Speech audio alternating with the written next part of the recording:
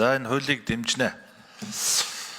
Яг хоо ер нь манай хөдөөжин салбар одоо яг салбарынхаа хүрээнд ийм одоо эцэгч гэдэг юм уу үндсэн хууль шиг малгай хууль байхгүй ийм зохицуултгүй яг салбар дээр харилцаануудаа зохицуулаад ирсэн ийм тал бол байгаа.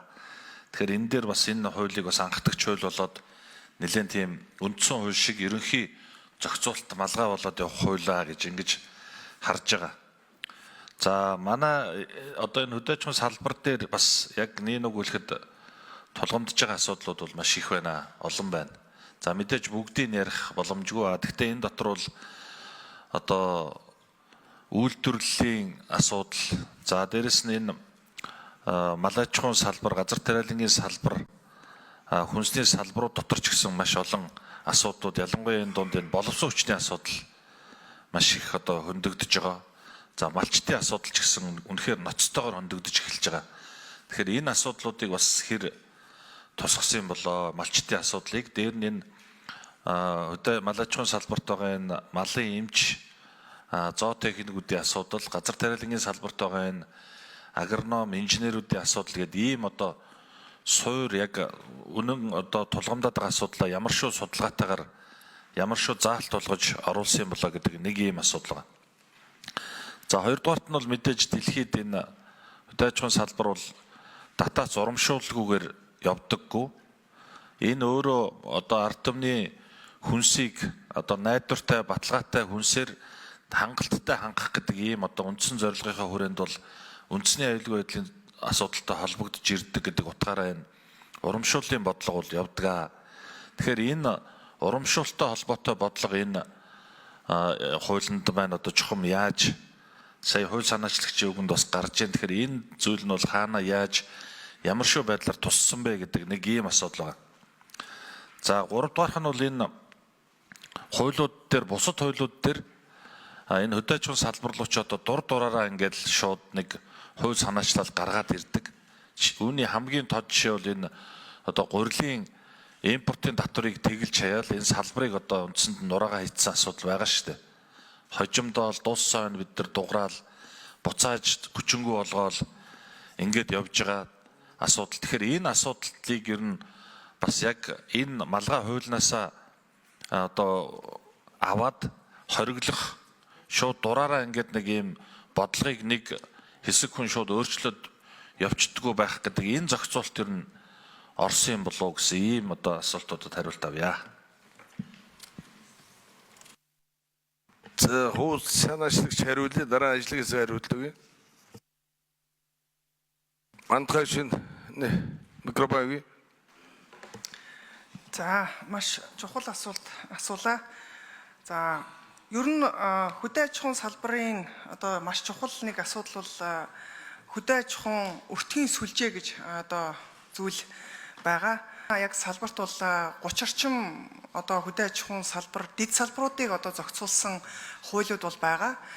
Тэгээд эдгээр хуулиудыг хооронд нь одоо уялдаа холбоог хангаж ажиллах ийм зайлшгүй одоо бас эрх зүйн болон одоо эдийн засгийн ийм нөхцөл байдал одоо үүсэж байгаа. За ийм учраас одоо энэ хөдөө аж ахуйн малгай хуулийг бол одоо бид нар бас боломжруулж гаргаж ирсэн ийм ач холбогдолтой. За тэгээд энэ дотроо мэдээж энэ өртгийн сүлжээг зохицуулах, за цаашдаа одоо энийг мэрэгжлийн түвшинд доктортой хөдөө аж ахуйг авч явах гол асуудал бол өөрөө энэ хүний нөөцтэй холбоотой асуудал байгаа. Тэгэхээр ер нь бас одоо энэ хуулийн гол практик одоо шаардлах хэрэгцээ юу вэ гэхээр жил ирэх тусам хөдөө аж ахуйн их сургуульд одоо мэрэгжлийн одоо хамгийн чухал техникийн одоо энэ боловсон хүчин нэр сурах элсэлтийн тоо бас буурж байгаа нь өөрөө бас анхаарал хандуулжтай. Энэ ч өөрөө бас манай тандан судалгаанд бол устж орж ирсэн байгаа. Тэгэхээр энийг бас бид нэр одоо бас хууль эрх зүйн орчинд нь дэмжиж өгч ажилдаг байх үүднээс төрөөс одоо хөдөө аж ахуйг хөгжүүлэх бодлогын зарчмыг бол одоо 5 дугаар зүйлэнд бол нарийн оруулаад за энэ дээр хүний нөөцийг бүрдүүлэх, чадахжуулах, залгамж халааг тасралтгүй биелгэх энэ тогтолцоог бол одоо хуулиараа зохицуулж гисэн ийм ач холбогдолтой юм аа. За мөн одоо энэ малчны асуудал дээр бол малчны хуулиар бол зохицуулагдчих байгаа.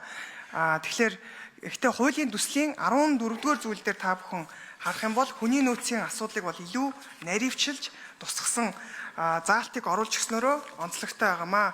Жишээлбэл одоо хөдөө аж ахуйн салбарын хөгжлийн одоо энэ зорилтыг шийдвэрлэхэд шаардлагах мэрэгжсэн хүний нөөцийг хэрэгцээг одоо мэрэгжлийн түвшнөр нь урт хугацаанд тодорхойлж хэрэгцээг хангах арга хэмжээг энэ хуулийн 12-ийн 1-д заасан зорилтод бол одоо бас хөтөлбөрт нь наривчилж тусгасан байгаа. Тэгээд бүтэн одоо энэ хүний нөөцтэй холбоотой асуудлыг 14-р зүйл дээр бол нэлээд наривчилж оруулж өгсөн.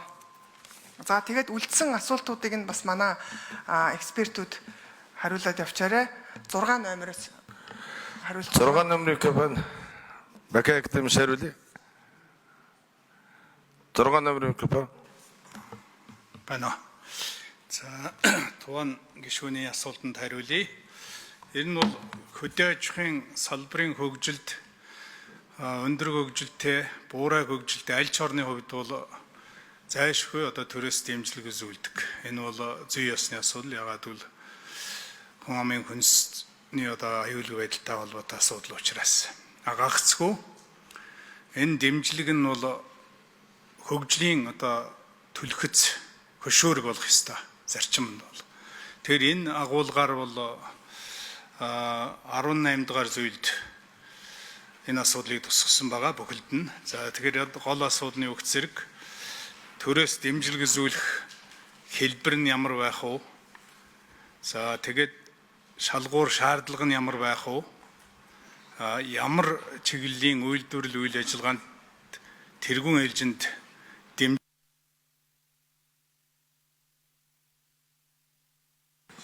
6 номерыг капан нэмжгүй. Одоо шаардлагын хувьд бол 50 дахь шаардлагын хувьд бол зохих стандартыг хангасан, зохистой дадлыг нэвтрүүлсэн, импортын орлого бүтээгдэхүүн үйлдвэрлэсэн гэх мэт маш тодорхой шаардлагууд тавьсан байна. За эндээс гадна бол уур амьсгалын өөрчлөлтийн нөхцөлд бол хамгийн тулгымдсан асуудал болох хөлөмжийн хийн ялгарлыг бууруулах, чингээх, чадахыг бэхжүүлэхтэй холбоотой ийм үйлдвэрлэлийн үйл ажиллагааг дэмжих, за дасан зогсохтой холбоотой үйл ажиллагааг дэмжих, бэлчээрийн газрын доройтлыг бууруулах, доройтлоос сэргийлэх энэ чиглэлийг дэмжих, сум дундын хэрэгцээ хангах, өвс тэжээлийн нөөцийн агуулах, тэжээлийн үйлдвэр байгуулах гэх мэт ийм тодорхой зүйлүүдийг зааж өгсөн байгаа. За баярлалаа. Хариулт болсноо. За тугаан гишүүн тодруулъя. За мантгай шинэмж хариулъя.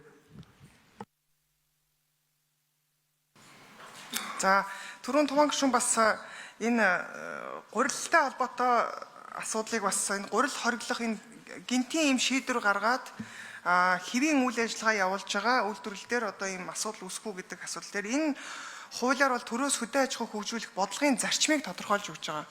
Тэгэхээр энэ бодлого дээр бол бид нар та бүхэн харах юм бол 5-2-ын 6 дээр хөдөө аж ахуйн хөдөлмөрийн үнэлэмж, бүтээмж, эдийн засгийн өгөөж, өрсөлдөх чадварыг нэмэгдүүлэх, хүнсний аюулгүй байдлыг хангах гэдэг зарчмыг оруулсан. За мөн 5-2-ын 7-д хөдөө аж ахуйн түүхий эд бүтээгдэхүүний эрэлт нийлүүлэлтийг тогтворжуулах, шудраг өрсөлдөөнийг дэмжих гэдэг заалтыг бол зарчим болгож баримтлахаар бас тусгасан байгаа. За тэгээд манайхаас бас нэмээд хариулах уу? Нэмэх үү? Болцсон уу? За 3 номер нэмж хариулъя.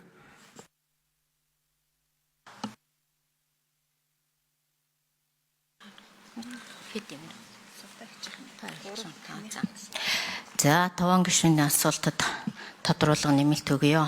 Ер нь хуулийн төслийн 16 дугаар зүйлд бид нэр энэ хөдөө аж ахуйн үйлдвэрлэлийн эрсдлийн 3 бүлэг асуудлыг одоо тусгасан байгаа. Тэгэхээр энэ урамшуул болоод энэ альва нөгөө хөдөө аж ахуйн үйлдвэрлэлтэй гинт одоо нөгөө ийм эдийн засгийн болоод нийгмийн ийм эрсдлүүд үүсгэхэд бол энэ зохицуулгыг хийхин тулд орж ирсэн. Тухайлбал түрүүн таван гишүүний хэлсэн энэ үнийн хэлбэлзэл, санхүүжилтийн хүртээмж, төрийн байгууллагын нөгөө төрийн дэмжлэг тэгээд энэ өрсөлдөх чадварын асуудал гэх мэтлэн нь бол эдийн засгийн бүлгийн эрсдэл гэсэн ангиллаараа бол зохицуулт хийх гэсэн байдлаар хуулийн төсөлд тусгасан байгаа. Баярлалаа.